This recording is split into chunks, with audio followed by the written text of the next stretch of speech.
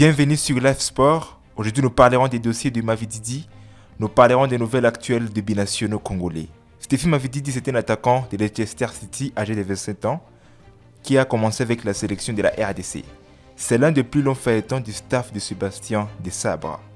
Après avoir longtemps hésité et privilégié ses chances avec l'Angleterre, son pays de naissance, Mavididi a fini par donner son accord de principe de la fédération congolaise. Le tournant semble avoir été la dynamique positive des Léopards et la perspective de disputer la Coupe du Monde 2026, pour laquelle la RDC est en excellente position, qualifiée pour la finale des barrages intercontinentaux à ce mois de mars 2026. Le dossier a été soumis à la FIFA pour valider son passage de l'Angleterre vers la RDC. Contrairement à d'autres binationaux comme Axel Tonzebe ou Aaron Bissaka, qui ont déjà intégré les groupes, l'intégration de Mavididi a pris plus de temps à raison des formalités administratives et des choix personnels de carrière en club. Bien que son nom soit régulièrement cité par les médias locaux comme B1 TV comme étant enfin prêt, il ne figure pas toujours sur les feuilles de matchs officielles les plus récentes. Le sélectionneur Sébastien Desabre reste fidèle à son principe. Il ne convoque que des joueurs prêts à 100% mentalement et administrativement. Avec l'émergence de profils comme Yohan Wissa, Mavididi devra prouver qu'il peut apporter une réelle valeur immédiate pour les barrages des mondiales. Le débat fait rage chez les supporters. Certains voient en lui les chaînons manquants pour l'attaque, tandis que d'autres critiquent son arrivée tardive, perçue par certains comme une volonté de ne profiter que de la vitrine de la Coupe du Monde. Ce qu'il faut savoir sur les dossiers des binationaux congolais actuellement, dans ces cas formels, plusieurs noms sont déjà d'accord à l'idée de représenter la sélection nationale congolaise. Suite à cela, on peut citer des noms comme Alonso Ngwanda, qui joue dans l'Utrecht FC. Nous avons aussi le joueur Paris Magoma, qui joue dans le Norwich. Nous avons aussi le joueur Ezekiel Bansonzi, qui joue dans les Red Bull Leipzig. Metino Silou, jouant dans le Basel FC. Et Anthony Milambo. Tous ces joueurs cités sont complètement d'accord de rejoindre la sélection nationale si on fait appel à eux. Certains dossiers restent un peu plus complexes, des joueurs qui veulent d'abord plus de temps possible avant de penser à l'appel de la sélection congolaise. Aujourd'hui, nous sommes au jour J29 avant la grande finale face au vainqueur du match entre la Nouvelle-Calédonie et la Jamaïque. De la liste quotidienne des Desabre, on signale déjà plusieurs dégradations. Les retours de noms possibles comme Yohan Wissa, Silas Katompa et Kradi Dingana. Les renforts probables comme Jérémy Ngaïkia pour renforcer Kaloulou, Willy Kambola pour improbable remplaçant de Axel Tonzebe, dont la présence est encore incertaine. Warren Bondo pour les renforts imminents au milieu des terrains. En attendant, on reste constant pour la sortie officielle de la liste des Léopards qui sortira certainement bientôt.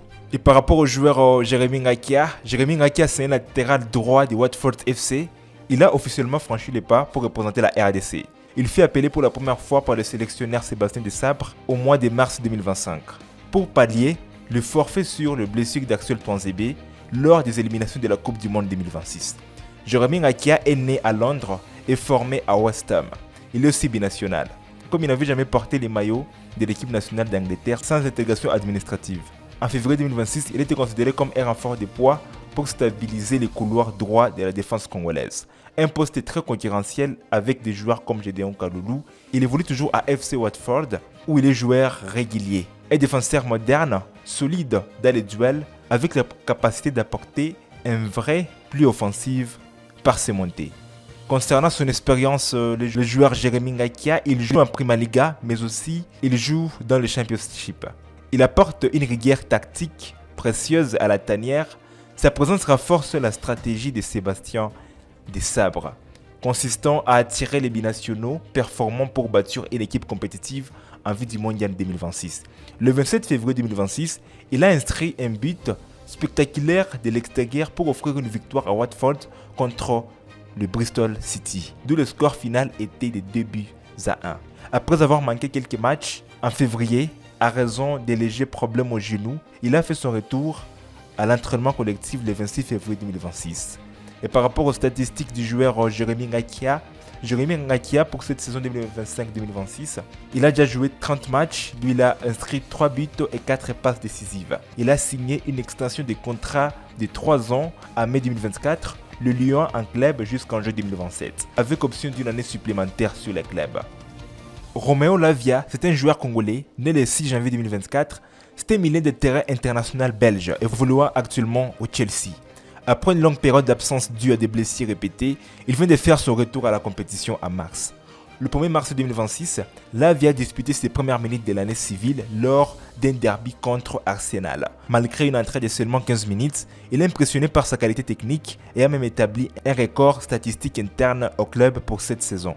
Ce retour met fin à une absence de plus de 4 mois consécutifs à une blessure à la cuisse contractée en novembre 2025 contre Karabakh en Ligue des Champions. Durant sa convalescence, il a utilisé la réalité virtuelle pour stimuler les scénarios du match et travailler sa vision du jeu. Par rapport aux statistiques du joueur congolais Lavia pour cette saison 2025-2026, il a déjà joué 5 matchs en Prima Liga, 2 matchs en Ligue des Champions avec total, il a déjà inscrit 8 buts. Il a joué dans la Prima Liga 124 minutes. En Ligue des Champions, il a déjà joué 74 minutes. Au total, il a déjà joué plus de 200 minutes. Bien qu'il possède des origines ghanéennes et congolaises, Lavia a choisi de représenter la Belgique. Son retour en forme est suivi de près par le sélectionneur national Rudi Garcia en 2026, dans l'optique de la Coupe du Monde. D'ici le 15 mars 2026, le sélectionneur Sébastien Desabre va publier la liste des joueurs congolais convoqués pour le barrage intercontinental à Guadalajara.